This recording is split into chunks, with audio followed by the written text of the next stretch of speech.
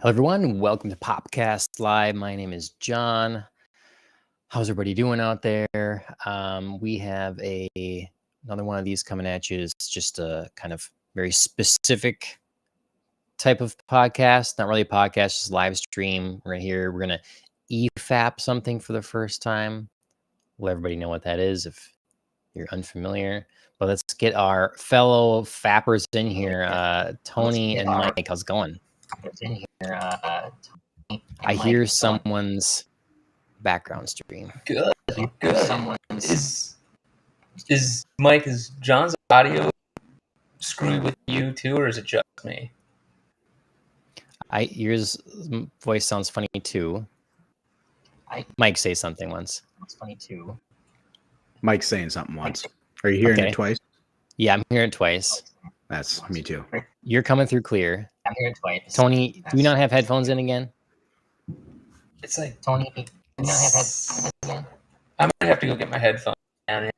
Amateur hour. Extremely screwed up on my end. Amateur hour. Go get headphones. I understand that it like kind of works on FaceTime calls, stuff like that. Yeah. You can, you know, it. I don't know how. If When it's you're a software fapping thing. Yeah, well, right. it's because we're about to fap together. You know? Yeah. When I first heard the term too, like I understood what was happening when you're EFAPing something, but at the same time, I didn't understand what it stood for. So yeah. Not me. You brought that up, and I was like, "That's got to be a typo." Yeah. Nope. Every frame of pause. That's what that stands for. So we're gonna try it. We have the F1 teaser trailer to go through, but we'll wait for. Oh, okay. Oh no, I still have him hidden back there. I thought also he's back yet. But Mike, you're here again. It's been a little while. You have a fresh haircut, and just for you. Oh, thanks. I can't get it in my person. So yeah, things have been good. I'm sorry, I've been super swamped. I've been wanting to get on the podcast with you guys and hear y'all talk about that. You know, I've listened in, and there's just like a lot of positivity lately. So I need to like bring that down. I need to join to check all of y'all's enjoyment here. Yeah. You know, remind you that everything sucks. That's fair.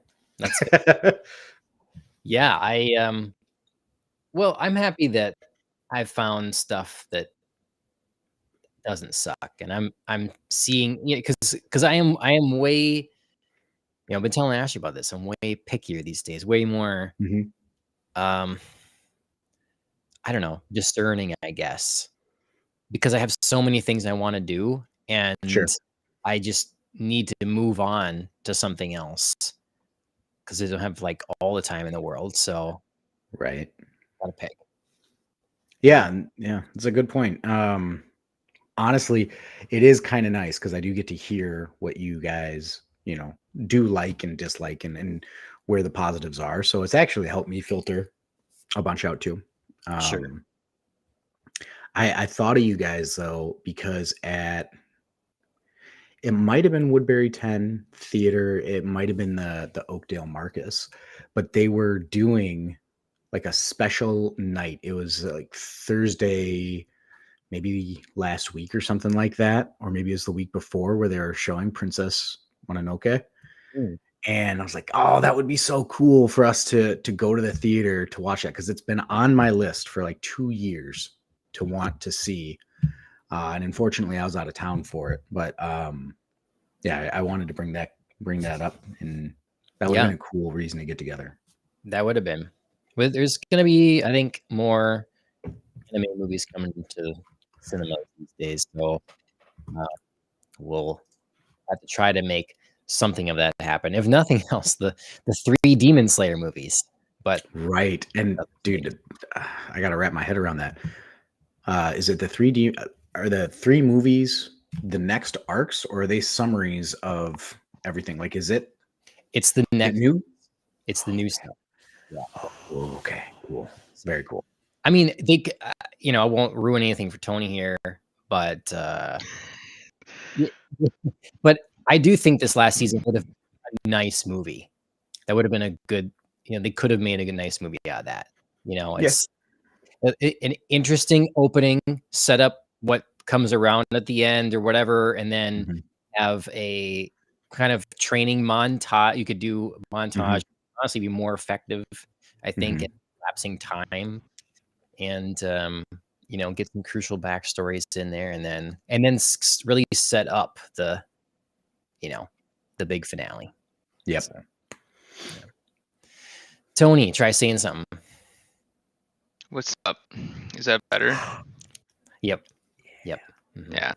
Buttery, I keep forgetting how awful old this iMac is. Like, none of the exterior stuff works anymore. Yeah. Well, let's see here. Okay, so I explained what EFAP is.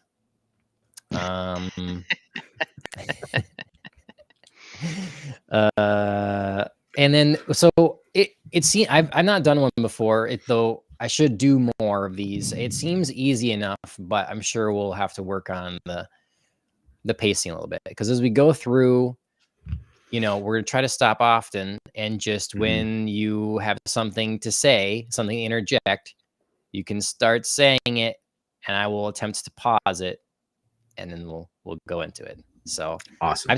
I've seen people go over something that's a couple minutes long and they spend hours on it. That's too much. But the point is, don't be afraid to interrupt it, because we want to stop it and go through the details or what we're thinking as it's going along. So all right. So I mean, cool. I'll preface that I don't know a lot of the background of like production of this movie. Like I have an idea of what they did, because they talk about it during the F1 races. Like, oh, Pitt's like in the pit lane today, or in the pit, area. But I don't know much about this movie. Kind of flew under the radar for me for a bit. Okay. Well, I mean, the trailer is supposed to sell us one way or another. A lot of the audience is going to come into this fresh, not knowing anything. So we'll set that up. So you 2 of my car guys, Mike's the actual racer here. Yeah. Whatever comes out of my mouth, you don't have to, consider. I'm going to be looking at more from a film aspect, probably, So. Yeah, I think you got a well-rounded thing here. You got auto enthusiasts, right? And then you got cinema enthusiast, right? I mean, that's cool. Yeah. And I hate everything, and Tony likes a lot of things. So, spoilers, I don't like this.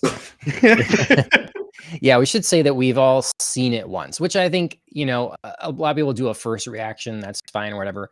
But we kind of want to have seen it all the way through, get the feel of it, as opposed to like chopped up before. So I'll go get this shared here.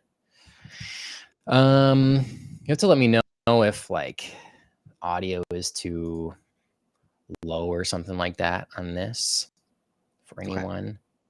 We'll start it lower than higher. Okay. Red Bull, Ferrari, Mercedes, Aston, now McLaren, all have a speed on the straights.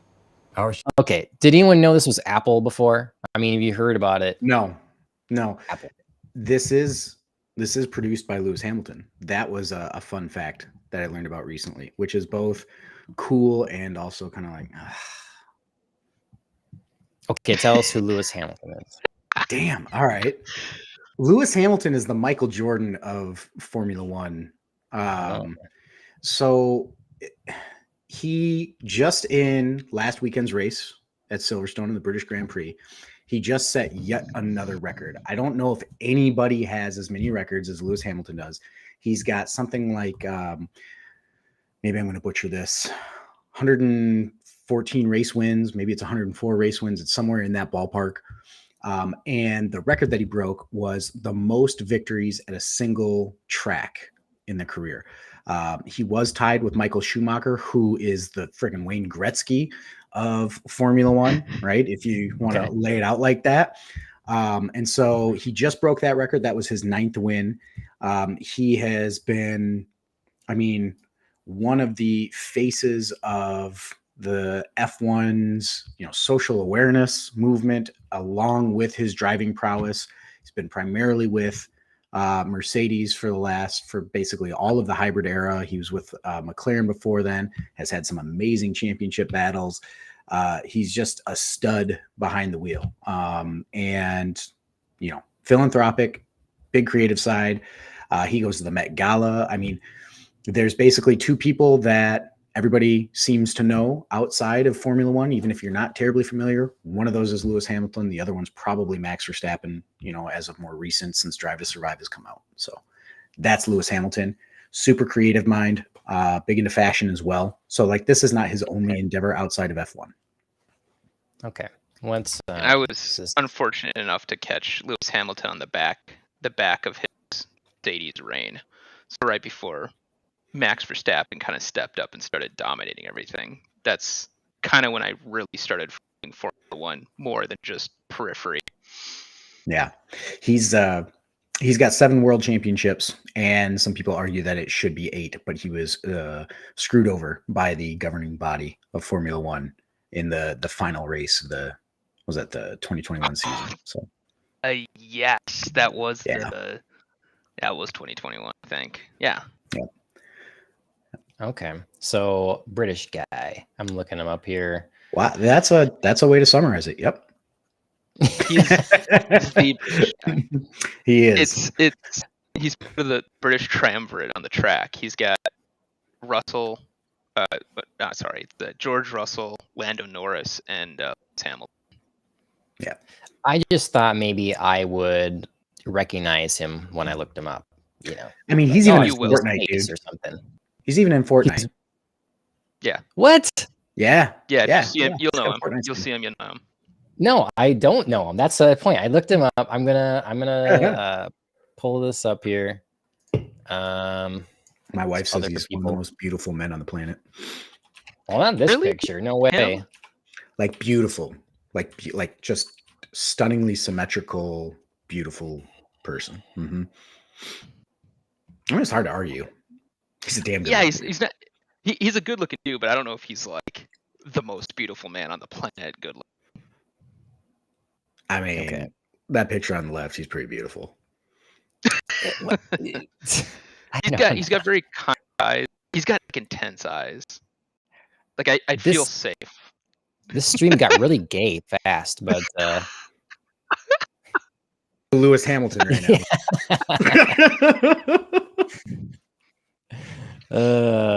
Yeah, but no, seriously, he is arguably the greatest Formula One driver, certainly of the modern era, maybe of all time. I mean, you're gonna have old heads that go back and say that like pre-Aero Formula One drivers were the best of all time. You're gonna have people talking about Ayrton Senna, who was probably the best of all time, but his career was cut very short when he unfortunately died in a crash.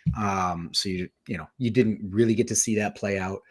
But from a statistic standpoint, Lewis Hamilton is the man. Tied with Michael Schumacher for championships. It's he's also what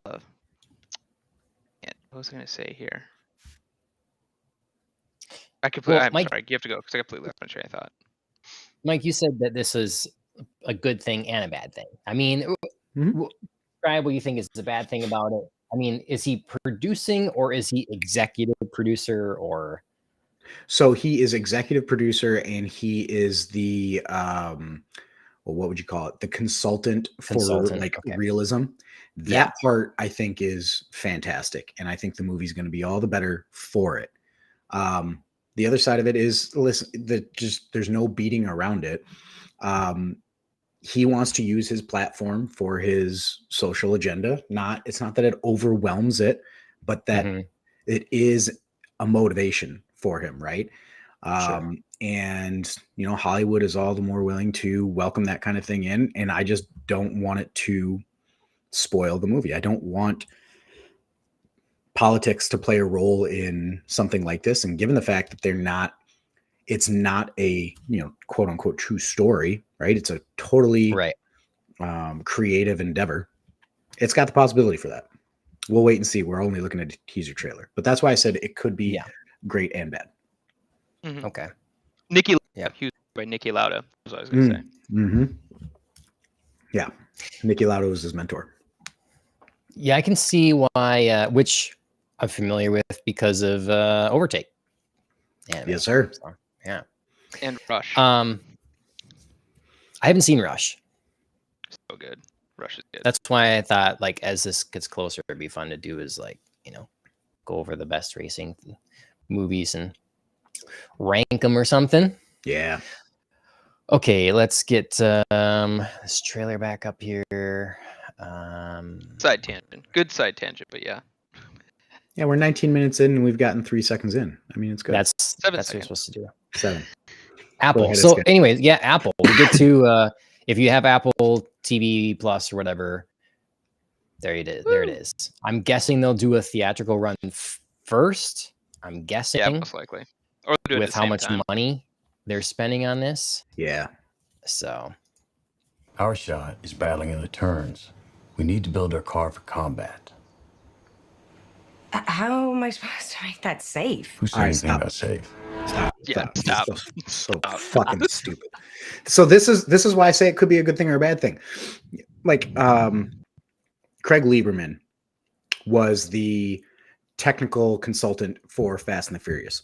He has a whole series on YouTube now talking about the behind the scenes of all the Fast and the Furious movies that went into it and all of his suggestions and whatnot.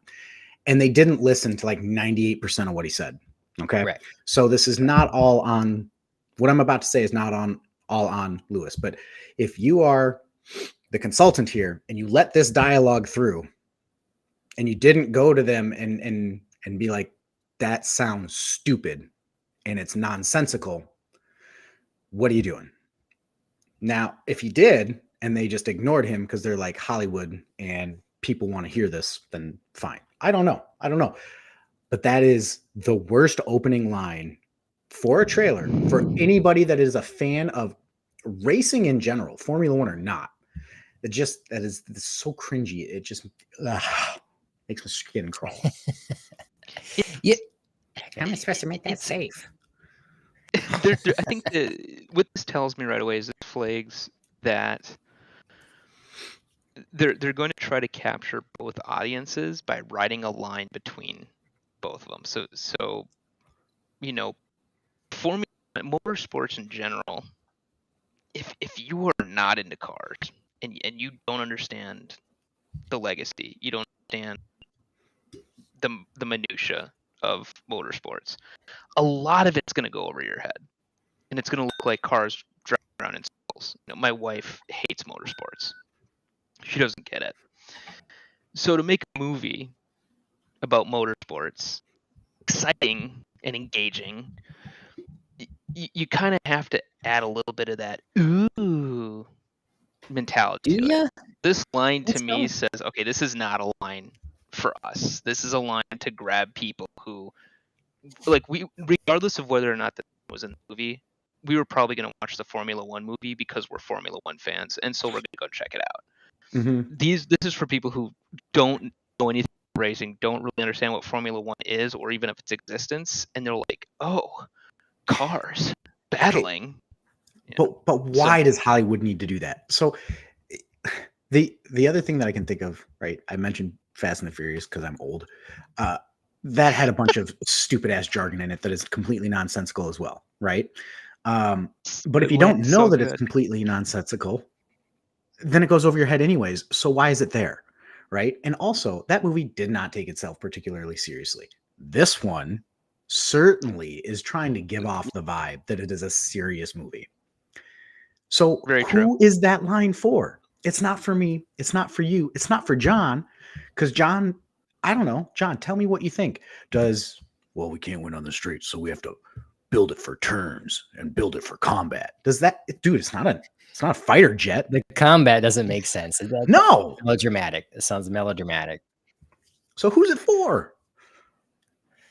And it's the opening line for your trailer? Yeah. To your point, Tony, I think that fans are likely to see this, but at the same time, when you're a fan of something, those are the people you're pickier about. That's the person you're most at risk of turning off. And it's like you don't need. You can make that judgment call. I don't need to market to them because they're the smaller amount than the majority, than the masses. But then I'm always just like, well, why are you doing it in the first place then? Like if you can't attempt to make something that's going to please the fans to begin with, like why bother? And so I don't know. I just think that I think you're right in why is this open the thing? I don't know how it fits into the film. I've seen trailers before that just are made and they really miss the mark on selling the movie what it actually ends up being, and deceptive editing, things that are in the trailer that aren't in the movie. So I don't know. This I hate that. is like someone that Pet peeve of mine. When it's in the trailer and you're like, oh, Yeah. It's not there. Yeah, when it's in the trailer and it's not in the movie. This is going to be the plot point, right? Brad Pitt is supposed to be a retired Formula One driver, right? So he comes back to save the team because they've got this hot new shoe driver, but they can't seem to find a way to make it. And so you bring in the grizzled veteran to make sure that he can mentor the young driver with all the natural talent in the world, but his mind's just not there. And then he's got to work with the rest of the team and share his experience on how they make the car competitive so that you can give that confidence to the hot young driver so you can keep him around. The story's been done 1,000 times. The story was done with Sylvester Stallone. It's not groundbreaking, right? That was a terrible movie, by the way, but it was like good terrible. Which one's that? Was Stallone? Driven. Oh, Driven. Oh, Driven is Rocky for Indy cars, right? Okay. This is going to be Rocky for Formula One. It was pitched as a Formula One movie, and none of the Formula One teams wanted to have anything to do with it, so they went to CART, which was the IndyCar Racing Association at the time, and Sly wrote it and starred in it, and literally wrote it as effectively Rocky for cars. So this is not new, right? And yeah. But it's, first of all, they're also trying to play into that Rush thing where Niki Lauda went into Ferrari and was like, this car's shit, right? And but Niki Lauda is special. Like I get what they're trying to do. It's just stupid, and this line is stupid. Their concept is a real racing thing. In some ways, there were old Trans Am series of the 70s where Dodge Challengers and Camaros. So this is probably late 60s, early 70s, right? So 68, 69 Camaros and Challengers and Mustangs would race like Mini Coopers who didn't stand a chance on the straights, but they would carve it up in the corners, carry all that speed. You know who won? the muscle cars. Yes. Because you know where it's really easy to pass people? On the straights. You know where it's really hard to pass people is in the corners. Like, it's a concept that has worked. See, but when I'm playing a video game, I just drive at their door and just cut them off. I just like plow into the side of the door, and then I see like the FIA's worst nightmare. Yeah, right. But it looks like that's going to be a strategy in this movie too, based off of upcoming scenes. The other scene that, before we kind of move on here, is she makes a line where he goes, "How am I?" He's going to say it next. Actually, she already said anything about safe. She already said it. Yeah. You want to play it? Oh yeah. Play it. Okay. Yeah. Okay. Safe. How am I supposed to make that safe? Who said anything about safe? Okay, so So motorsports has this, I think, stigma that it's inherently an unsafe sport. And well, that's true. It's unsafe in the idea that you're taking, a 2,000-pound piece of metal and flipping it down a track at 200 miles an hour. Yes, but in reality, Formula One racing, those cars are actually insanely safe for like how fast they're actually going. So I mean, if you go off the track or you hit, and it's an insane crash where you got multiple cars slamming into each other, and even then, it's a rarity that you're going to kill the driver just because of how cars are designed. I mean, those cars, even though they're open cockpit, they are designed to be flipped over and skidded along the top, and the driver remain unharmed the entire time. You can hit a wall going 170 miles an hour, and you can walk away from it. So, like, how am I supposed to make it safe? I don't know. Follow the FIA guidelines. That's the thing. Like, it's literally not your job because there are already rules set in place. There are regulations that says the car has to be this, and this, and you have to build it in this way. And then from there, you get to go ahead and figure out what you want to do from within these regulations. The safety aspect, the halo, mandatory. Nobody gets to drive. Mm-hmm. Nobody gets to build a car without a halo. Nobody gets to build a car without a carbon fiber monocoque. All of those things, that's the pod that the driver is sitting in is separate from the rest of the car, essentially. And it's like acts like a safety pod. You hit a wall, everything disintegrates around you, absorbs the impact and absorbs the energy. And then you're there in this safe little, go-kart type of pod. Like, because it wasn't safe in the past. That's where this is coming from, right? Yeah. It was, back in the day, the way that you became a famous racing driver was because all the famous racing drivers ahead of you died. And so then you got your shot.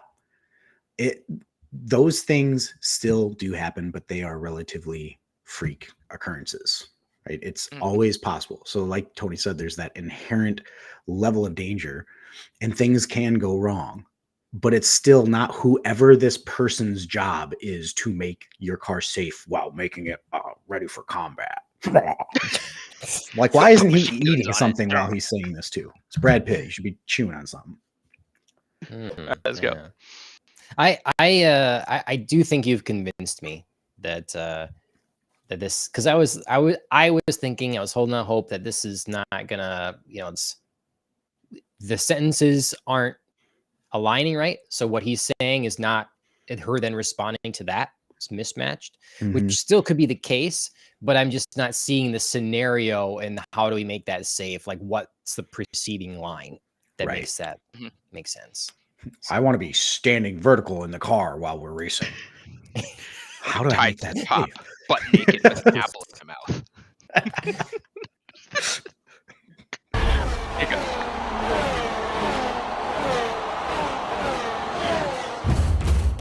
This is sick.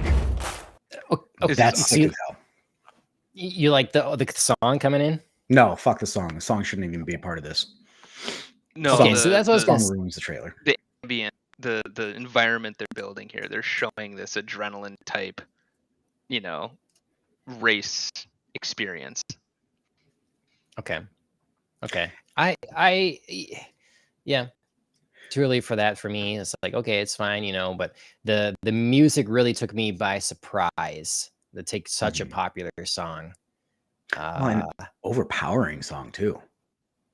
Yeah, I mean it's dominant. I think that's an editor's choice. I think that it was just bad choice. Well, that's why I feel like this trailer's put together, and I mean it has to get cleared. It has to get cleared, but maybe that's just marketing saying, that's our responsibility. We're putting this out, we're selling it how we feel like it, and it's really not up to the director. Usually the director has say on this stuff, I would think, but often involved in the first look. There's an Instagram post out there somewhere in the wild that shows the clips of this trailer right over top the clips of Top Gun Maverick and its trailer, and they are almost scene for scene exactly the same. Okay, they use the same camera angles, and timing it's literally the same timing as well. So when they're doing a front end shot of Maverick in the cockpit, they're doing a front end shot of Brad Pitt in the driver's seat. Okay. Like it's So right here, this would be the new guys coming in, the new pilots. It's yep. I have to Okay. assume because he's the one crashing the whole goddamn trailer. Okay. Well, that's interesting. I mean, so same director, and that movie was a success. So I can see them attempting to duplicate in the marketing. Yeah, it's Days of Thunder and Top Gun all over again. Yeah.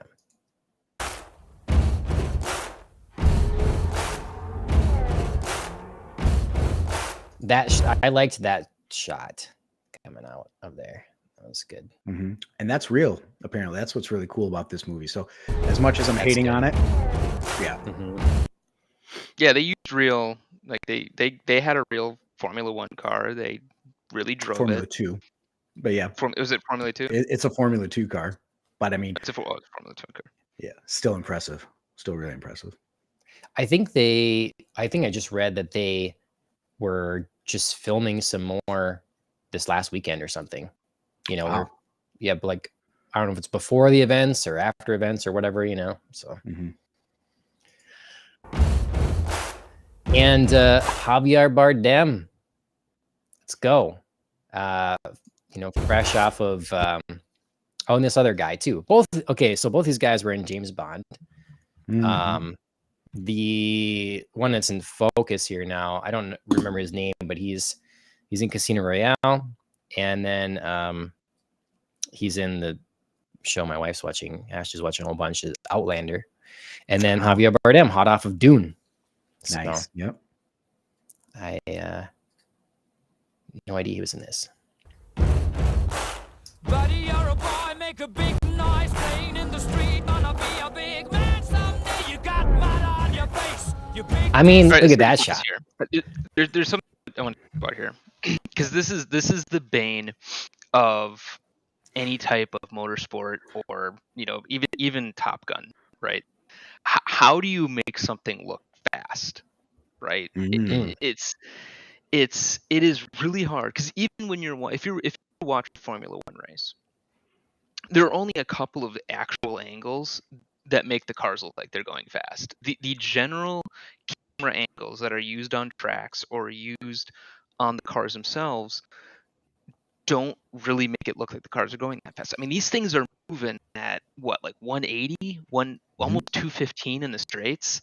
Like they're flying, but it doesn't look like it when they're doing it, because and they did this with Top Gun. Also had problems with this. The first one is, how do you make those jets fast? Usually you have to put something stationary in the background to have you understand how fast it's actually going in comparison to the person way behind it. So one thing that I like here that I'm seeing is they're making these cars look fast. They're making this car look like it's hauling ass on this track. And that excites me, because that's what, and I've said this in our text conversation too, and I'm going to say it here, and I'm going to live and die on this hill. Ford v Ferrari was one of the best movies that made motor racing look sexy and fast. Like they made it look fast and made it look good. That's hard to do. Yeah. I mean, I think that times are changing with that. 20 years ago, I think to me that was sometimes the appeal of anime, is like the perspective you could get from drawing it. This perspective you could imagine. It's the stuff where, the camera at 1 second is at the tip of a sword, and the next, it's way up in the person's face. Like that's extreme variation in distance and scale and everything that could really like emphasize movement or whatever. Well, you'd have it before where, a chase scene or whatever in a film, it's a lot harder because, yeah, if you put the camera back somewhere, and it can seem less exciting. So as soon as they started making cameras a little smaller, they get these different rigs they can mount on cars. That's what, I think with Tom Cruise for sure in his films. Not only can you mount the camera on things and have it follow you with a drone or something like that, but they didn't want to do that even when they could be for a while, because then you'd see that it's a stunt driver. So you get more and more times now where, maybe here they can hide it with the helmets and stuff like that. And so they'll just do like digital imposed eyes or something like that. I don't know. So that's what's really cool about this movie is where there is actually stunt driving happening. Apparently that is actually the two actors that were doing it. That's part of why they're in F2 cars, but even an F2 car is still ludicrous as far as someone goes. And they're not hitting the crazy same limits that these things are capable of, but it's still impressive. And it's still really cool that, Brad Pitt is trying to Tom Cruise the shit out of this. Thank you for bringing up the Tom Cruise can Formula One car, because he can, and I find that hilarious. Of course he can. Dude can do everything. Plus he's like 5'4". He's perfect fit for a Formula One car. Yeah, I'm kind of sad he's not in it. He should be like the rival team or something. Oh, that would be awesome. He could be a bad guy really again. Fun. Yeah. Could be like Tropic Thunder, but yes, thank you. I wanted to reprise the role. Is it Lex Grossman is just back coaching F1 now? He's an F1 team principal. That would be awesome. Step back and fuck your own face. You want to go for combat? I'll show you combat, motherfucker. I give this movie some spice. It would. Anyway, but no, these shots are good. They're like right on the nose here, and then cutting to above. It's they're selling the adrenaline pumping stuff. I think. Mm-hmm. It gets real repetitive. Kicking your can all over the place, singing, we will, Stop it. They wanted to be in combat, fast in the corners. Every pass happens on the straight. Every crash happens in the corners. They fucking suck at their job at what they're trying to do. Every pass in this trailer is on a straightaway. Okay, so we got. Is this a pet? Okay, yeah, someone. It's the two teammates, right? They're doing, I don't know, testing or practice. Sure. Okay. Yeah. Crash in the corner. Yeah, there's crash. Again, it looks good. Yep, crash and pass on the straight. Okay. I'll just do it. Crash.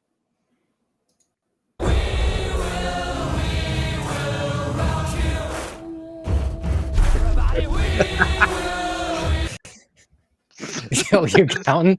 Okay. 4 crashes in the corners, 2 passes on the straight. It's because it's the conversation happens later. They realize that they Yep. Also, that he's getting dangerously close to being out of bounds. He's got He's got one set of wheels right on the line there, and it's like the FIA might.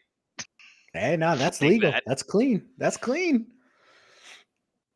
It is cool. All right, can we also just admit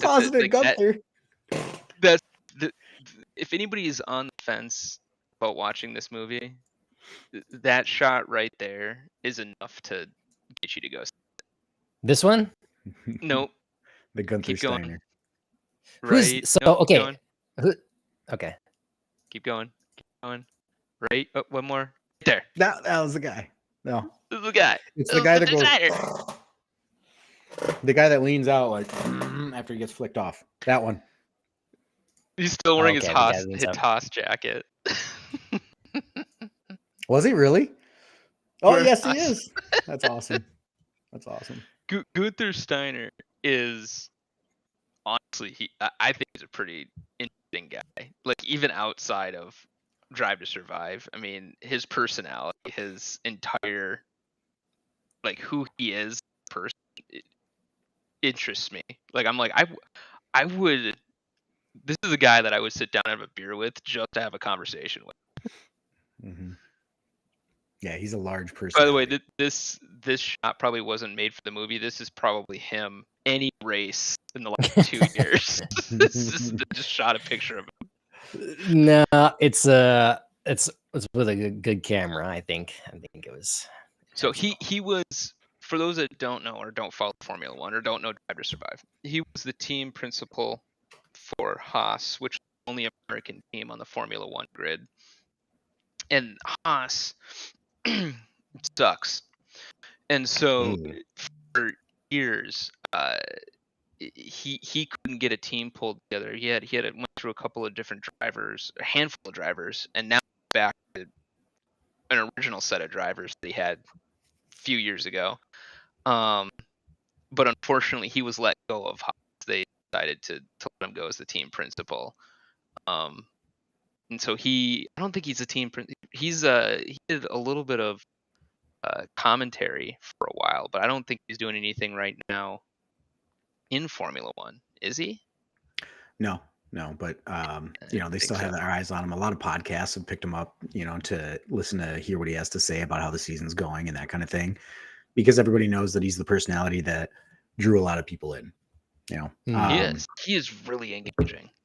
Yeah, because he's unfiltered, which is hilarious. Right. And he's got a long storied career in motorsport in general. So like he's knowledgeable, right? But he was working with very little, to say the least. And he butted heads with the team owner on strategy and funding and things of that nature. So it's just funny it's super funny to see him in here to be a part of this.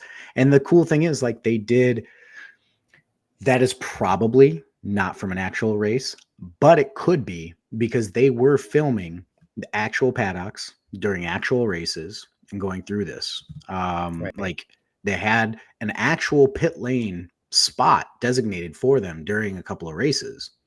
And so like the live broadcast for the F1 races would be pretty strategic on where they placed the cameras to make sure that like they didn't show them as a part of it, but they were actually there. And even during the interviews, like you'd said earlier. So that's another cool thing about this movie. That's cool. Yeah. You get some get the fans in there. I mean, for how expensive the movie is, you'd think they'd just like host their own packet full of people, and just but it wouldn't be as authentic. Yeah. No, I think it's cool. I think it's cool. I'm just kind of surprised. Surprised.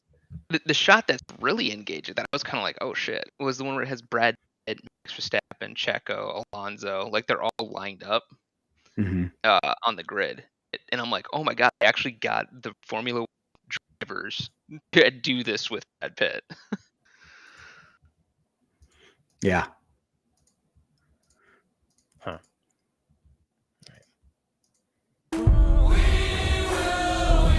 Oh, he tried to pass in the corner there. And he crashed. Doesn't look safe. That too. That's another Hollywood thing. What's that? He went by the cone so fast that it wobbled it. Wobbled. Oh, okay. He's going in the pits. Second of all, that would never be loosely placed like that, because it's going to end up on the goddamn track. I mean, listen, I'd be happy to be corrected if I'm wrong, but this thing would not just be chilling there with, a counterweight or nothing like holding it down that would allow it to wobble like this. Well, Max knocked a cone into the middle of the racetrack. What was that, 2 years ago? Right, and those are flexible pieces, but they're bolted down. Those things are bolted down to the ground, but they're made to flex and break off, right, and fly off. But this whole thing, like the base of it, even wobbles. So like anything, like yes, if it's flopping around and wobbling, it looks like a strong wind could push it out onto the track. Mm-hmm. It looks cool, but it's stupid. Why wouldn't you just use the actual thing?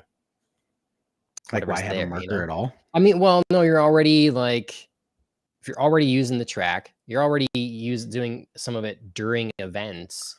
Yeah. Why not just use the cone that's already there? Because the cone wouldn't wobble. then you, to Tony's point, you wouldn't get the sense of speed. They're so fast, man. They're so fast. Gotta go fast.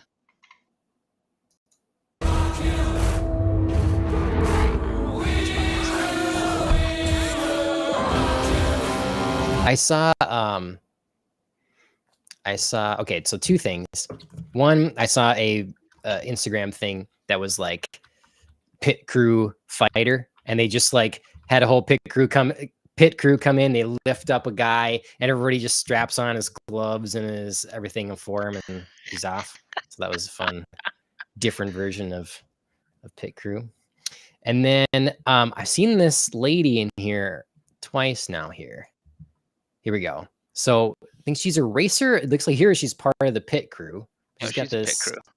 She must be the pit crew lead. Not if she's working on the car.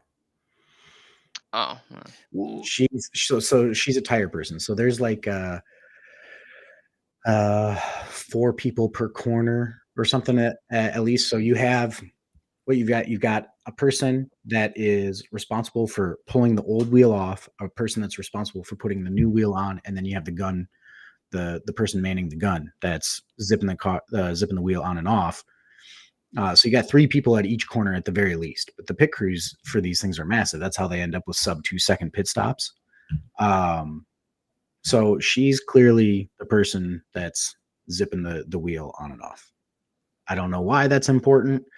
The pit crews are absolutely vital to the success of the team. They're so incredibly important. Lando Norris arguably lost the race at Silverstone because he had a pit stop that was twice as long as usual. Ooh. And a bad decision on tires. Yeah, but a 4.5 seconds pit stop is what let Lewis get out right ahead of him directly. It should have been a 2-second pit stop. Yeah. So that's how important they are. So it's good that they are highlighting in some way the pit crew. Sure. Yeah, I came to mind because saw a couple times now. Maybe she'll be a bigger part of the movie. And you said you're a little worried about messaging. I could see it being a subplot, like, I'm a woman and I'm in the pit crew, and we'll see. I've never seen a woman that is active on the pit crew, but it's not like it's something that they're going through and highlighting on a race weekend. Although, if there was, I bet Formula One would be doing it. I know there's mechanics, there are strategists, like team strategists, team strategy engineers that are women that are part of this. Like, there's still Mercedes has hundreds, McLaren has hundreds of women, like they're a part of it. But as far as that gig right there, I don't know if that is a thing right now. Yeah. If they do it like my head thing, if I've seen one, I don't think I've seen a female. I've seen female, like you said, females in every other role, but I don't think I've ever seen one in pit crew. If they do it like Top Gun Maverick, it won't matter because it's not really the point of it, Yeah. She's just there. She's another character. She has interesting drama between people. But if they make a deal of it, it will be annoying. If the whole point of the character is they're gay, they're a woman, they're a minority. If that's like if the whole idea is that is what makes that character special, chick character, that should not be the defining trait of that character. Yeah. So we'll see. That doesn't look like the same woman that Brad Pitt was talking to earlier, right? Because I really don't want him to be. That's what I thought too, but no, I don't think so. She better not be the engineer and the pit crew. No, because this first person kind of looked like Rebecca Ferguson to me. It's not, but it kind of looked like her. And this lady looks younger. Oh, is it not Rebecca Ferguson? Is it? Maybe it is. She from Mission Impossible. Yeah. Thought it was. Maybe. Look it up. I'll look it up. No. Carrie Condon. Wait, maybe that's not Rebecca Ferguson. It looked like her when I first watched it. And then there's a Rachel Walters in this too. That would be crazy if it was Rebecca Ferguson, because she's done Dune as well. So you have I know. multiple people from Dune, people from Mission Impossible. Yeah. Yeah. Yep. No, I don't think so. All right. His head looks really stable What's that? in that. His head looks a little too stable in that shot. I mean, he's just you know, picking up speed. Just picking up speed.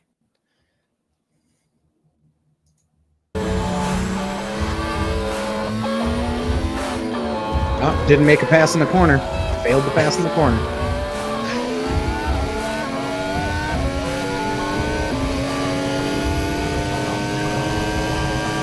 So I'm sure this prolonged shot is to let the audience know, hey, Brad Pitt's in the car.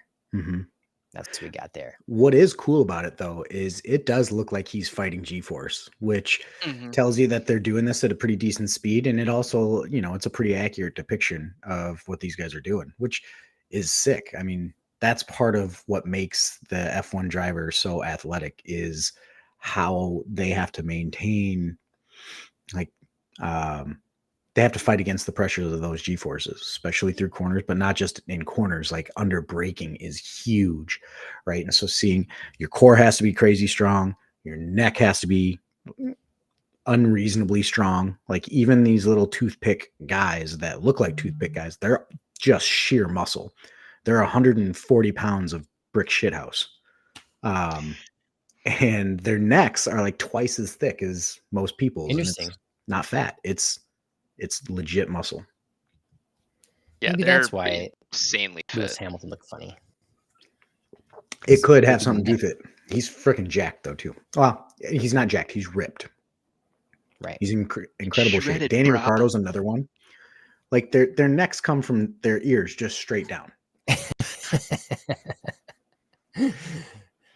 Nice. All right. Well, I haven't seen that in Brad Pitt yet, so he's not working that hard enough. Yeah, he needs to take his role more seriously. A 60-year-old man needs to juice it up. Yeah, I don't know how is that how old Brad Pitt is?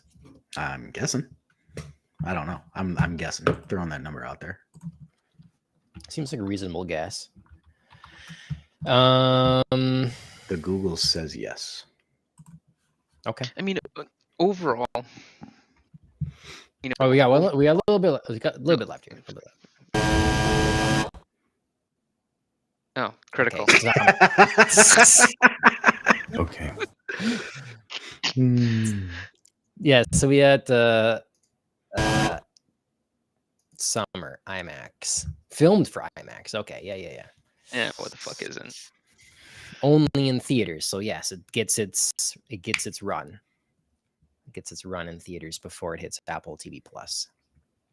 So, I mean, overall, I'm cautiously optimistic for this movie. You know, I'm not going in as blind as I did with Maverick, in the sense of, like, I was gonna see Maverick regardless, and I'm like, this movie's gonna be fucking awesome. It's fucking Top Gun Maverick. Like, I was all over that hype bandwagon. Like, let's admit, Top Gun's so fucking good. It's I knew that movie was gonna be good, and this one I'm cautiously optimistic. Okay. It's fair. I mean, Mike? if it's not realistic, at least it's entertaining. I think it'll be entertaining. Yeah. I don't know, man. Like, I think this is the problem that anybody that is passionate about a hobby has when Hollywood makes a movie out of it, right? Like, you know, it's going to be cringy and stupid when you know what kind of jargon is misplaced, right? So I'll go into it with that, but they're marketing it as a very serious, very accurate, very realistic movie about Formula One, and I don't think it's going to be that. This is like Drive to Survive on steroids, right? And it'll be a fun, cool movie. I just hope it's not so stupid. I hope that it's not so distracting for me that I can actually sit back and enjoy it, because I want to. Yeah. Well, that's too bad. I mean, so we're looking at a little bit here on the IMDb page. My initial thing going in this was, it's not a movie that screams I must see it, except for the director. Mm. The director, Joseph Kosinski, has done nothing but quality from what I've seen here. So the what movie, is that? What has he done? So firstly, the Gears of War Mad World thing. Remember the commercial? Yeah. I remember the commercial. Okay. Then Tron Legacy, which Okay. incredibly overrated. That's a stylish experience, kind of a ride. It's very good. I Whatever, think. John. Shut up. Overrated, you said though. Overrated. Did I say overrated? Underrated. Underrated. So Oh, underrated. you said over. I was like, what the hell are you talking Yeah, about? The sorry. movie's No. awesome. Tron Legacy is great. It's great. Okay. Oblivion. So Tom Cruise movie. If you haven't seen it, you should. Well, okay, Mike, you don't like sci-fi, so maybe it's not as much of a thing Mike for would you. hate But that movie. Is that the one where again, Tom Cruise goes back and keeps going back in time to? no, No, that's the one based on the manga. That's Okay. Edge of Tomorrow is what they call Edge it, of the movie. which what is I'm also a thinking. very Okay. good movie. Yeah, I like that one. But Oblivion, I recommend it. It's again going back to back with Tron to Oblivion. There are these sort of they really sell a vibe when you're watching the thing. They incorporate music. It's really important into the feel of the whole thing. Oblivion is like an original, as far as I know, an original sci-fi story. So it's something different. And the sad thing about both these movies is, great casts, awesome experience. They didn't do very well. So I was like, oh, that really sucks. This guy's, he's going to end up not getting, more movies here pretty soon. Sure. But then a few things that I didn't know much about, but I kind of looked it up. He did the Taco Bell Web of Fries thing. It had I think Josh Duhamel in it. It was like a Illuminati sort of whatever. Again, a commercial, but it was stylish and good. He did a Lady Gaga video, and then he did Top Gun Maverick. What the shit? What? This dude's all over the place, but all right. So, all right, really, cool you just stuff. have to think Tron, Oblivion, Top Gun Maverick, a trilogy of movies that are different, but you can see the DNA in them, and the shared DNA. And yeah. Well, so that gives me hope that the movie will be good and this trailer just sucks. Just absolutely bad. This trailer. Yeah. There's no ifs, ands, or buts about it. This trailer sucks. It's corny as shit dialogue. It is really, the scenes are cool, don't get me wrong, but these by far cannot be the best scenes in this movie. It's got to be a teaser because they're not done. That just has to be what it is, because all of the driving scenes are fairly repetitive, right? They're similar angles, they're similar situations. It's the car spinning out 3 times into the gravel. It's the trying to pass on the straight, whatever. Sure. In small bits, like if you showed me one of those scenes each time throughout, that'd be pretty cool. But then also you said that the music is a big deal, like in his movies. This music, Yeah, talked about that. That's a horrible choice. It's overpowering. It's not appropriate. We have no idea why they're in that situation where that Queen song would be necessary. right. This would have been so much cooler with like a mellow, chill, maybe even slightly somber kind of tone, right? Until the end, and then it goes silent. F1 cars are cool. V6 hybrids are not, they don't sound as cool as they used to when they were V8s, V10s, V12s, right? But they're still a unique sounding vehicle that would have been a cool soundtrack in and of itself. You don't need shitty music. Well, it's not shit. V10s, dude. Those V10s were probably the best sounding engines. They screamed. Yeah. But even still, that would have been cool for this. Like, how intense. So at the end there, right, when it's just Brad, they're zoned in on Brad Pitt, right, and it's just and you just have the wind. Like let the experience of what it would be like to drive an F1 car, let that be your soundtrack because it'd be intense. And then just have So the breathing. Have him like breathing at the end where it's like F1 Brad Pitt. Like you hear where he's like rocking from side to side in this car. Oh yeah, yeah. Not like the scene where you bent down and you picked up the gravel and you like lifted it up. So a couple more roles to talk about here for this film. So one with X has music, been here. Hans Zimmer is doing the music.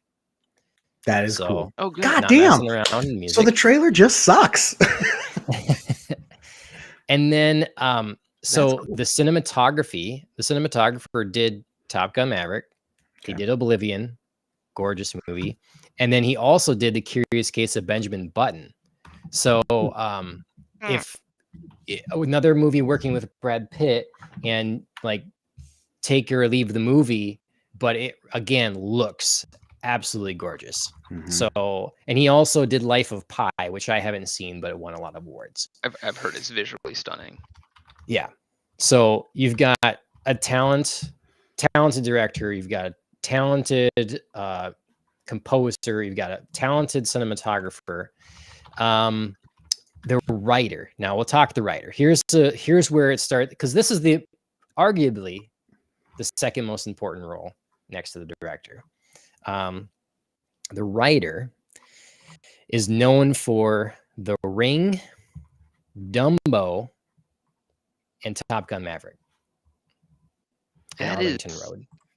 That is the weirdest selection of written movies. It is. That Dumbo movie was actually pretty good, though.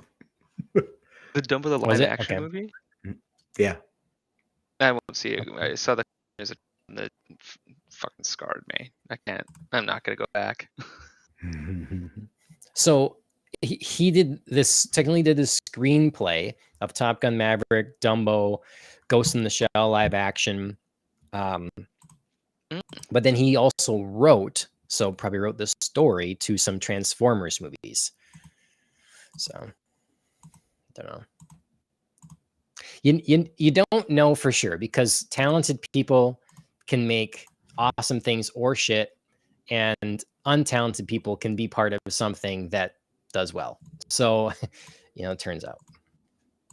Yeah. You don't know for sure. But if I was just looking at it from not having seen the teaser, from the outside, looking at some of the talent behind it, I would be sold.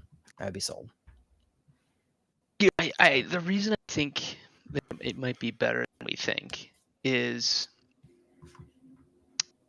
Formula One is going through a renaissance right now.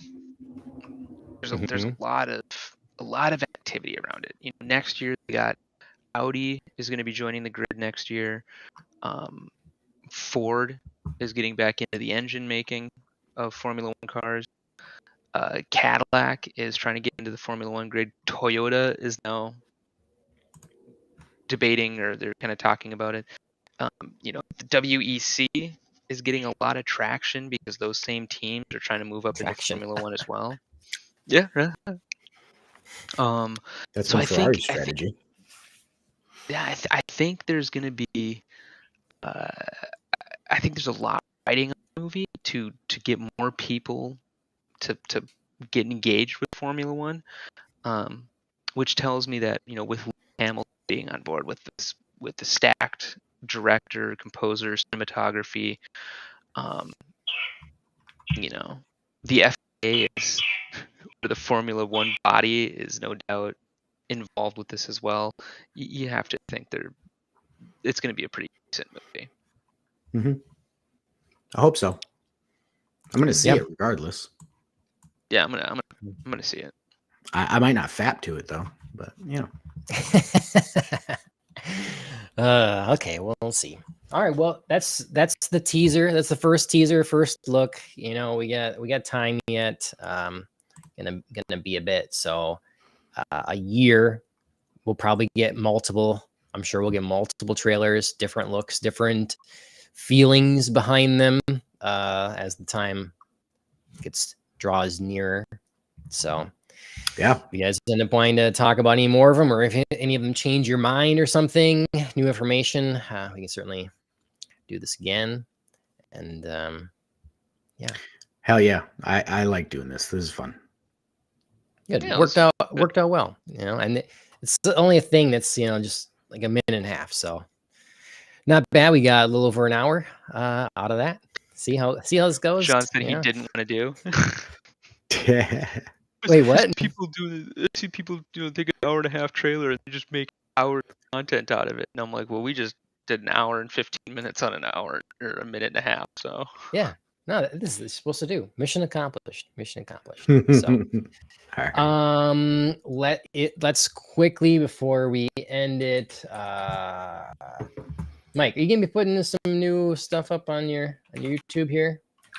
just asked that. Yeah, actually, probably. So there's on Friday, I'm going to pick up the car. Had an awesome company called K Power Industries do something really, really cool with it. Cool to car people, anyways. They put Honda K24 into my Miata, which is awesome for all sorts of reasons. But that's going to be done on Friday. So I've got to drive about 5.5 hours each way to go pick it up and then bring it back. I'm thinking, I've never done this before, but I might do like a video of me grabbing it, picking it up, and that kind of thing. If they'll let me, because they've got stuff going on in the shop that they don't necessarily want people to see, that sort of thing. But if they'll let me, I'll do that. I've never thought that I'm the type of person to record myself doing really anything and putting it up on YouTube, but who the hell knows? If I don't end up doing that, we are going to Road America at the end of this month. So that's going to be the debut for the new power plant and the new car. And so I'll have a lot of track video up on that. It's a big festival. Yeah, there's my baby. Jesus, dude. It's sick. It's a big festival. Oh It's a huge event. God. Music festival right along with the track stuff. So it's a ton of fun. And so I'll have video from that following. Did a pretty cool thing. I bought an Insta360 camera and a visor mount. So I'll have the track data camera kind of over my shoulder, and then I'll have point of view video for the laps at Road America, which should be pretty sick. Nice. So, Very cool. call me curious. Does the hood fully close, or does the back of the hood have to stand up a little bit with that in there? No, that's the beauty of this thing. I mean, it was damn near made for it. So we they put in a tubular subframe, so the engine sits at almost the exact same level as the 2.5 liter that was in it before sat. The 2.5 is a little bit taller, and a lot of it is like the oil pan placement, but that's where the tubular subframe gave the oil pan more space so that they could sit it just a little bit lower. And it's exactly where it needs to be. It looked completely OEM. So the car, if you don't pop the hood, you'd never know it. That's the cool thing about it. God, dude, it's so clean. Yeah. So clean. Yeah. Holy shit. That kind of thing does happen too when you have no AC, no power, or I've got power steering, no AC, no heat. It simplifies things a little bit, right? No windshield washer reservoir, right? So it's literally just engine with your accessory belt plopped in. So that's why there's all that space open. The air intake isn't on this thing yet, is it? No. Because okay, I was gonna say the one thing I noticed was I'm like there's just something missing and I can't figure out what it is, and it looks like your air intake wasn't installed. The manifold's there. Yeah, the cold air it'll run right next to that box. So move your thing up. Yep, right from there, and it'll go to basically behind the front bumper. So straight forward from the silver metal piece. That's what I figured. Okay. Yep. It's gonna go to the right of. Yep. Right exactly. of the green box there. Yeah. Right there. And then it's a Haltech ECU, so it's a new computer brain for the car, and that's going to be in that left corner where that silver plate is sitting, the top left corner by the windshield. Mm-hmm. Yeah, on the right wall. there. Mm-hmm. So that'll be exciting. It's a super competitive engine, but this is the first turnkey install that K-Power has done. They just finished building, testing, designing all of this kit, and they do all that kind of stuff in-house too. So we've seen it in a couple of like test mules and stuff. They went up into Canada and they built one with a YouTube channel called Speed Academy. That's literally the first one that they put in short of their test mules. And this is the first one in the United States for like an actual client. There are, that I know of, there's 2 other Miata, NC Miatas, like my era Miata, with a K series. One of them is running, but just got it running to a confident spot. And they were both DIY, and the other one is struggling a little bit. But this is effectively dropped in, good to go. So it's going to be really cool. For the class that we're running in, it looks like on paper, it's the best formula. Lightest, Nice. powerful, rear wheel drive. It's golden. So Very excited for you. thank you. If I suck now, it's all my fault. It has nothing to do with it. Yeah, shoot, you should have hold back so you get something to blame. Yeah, it's only going to make like 150 horsepower or something. No. 150 Yeah. at the crank. yeah, exactly. No, it's cool. So I'm able to hit minimum weight. So the car weighs like 2,320 pounds. To like your average passenger car is going to be somewhere between 3,600 and 4,100 pounds, depending on what you drive these days. So it's significantly lighter. And it's going to make about 220 horsepower to the wheels. So that's pretty awesome. I need it to be that light because I weigh 225. So to hit the weight minimum, I need to have a pretty light car. So, 5 people can just pick it up and move it around. Yeah. When the engine dies or when something goes wrong, you have to put it on a trailer. It's really not a problem. You walk it up the trailer. Sure. Well, that's not going to happen. That's not No, not with this one. That's all in the past. Yeah. Well, very cool. That's awesome. So everybody follow Mike over there at track_mouse on Instagram and trackmouse34 on YouTube. So, all right. Thanks, guys. Appreciate it. It's been fun. We'll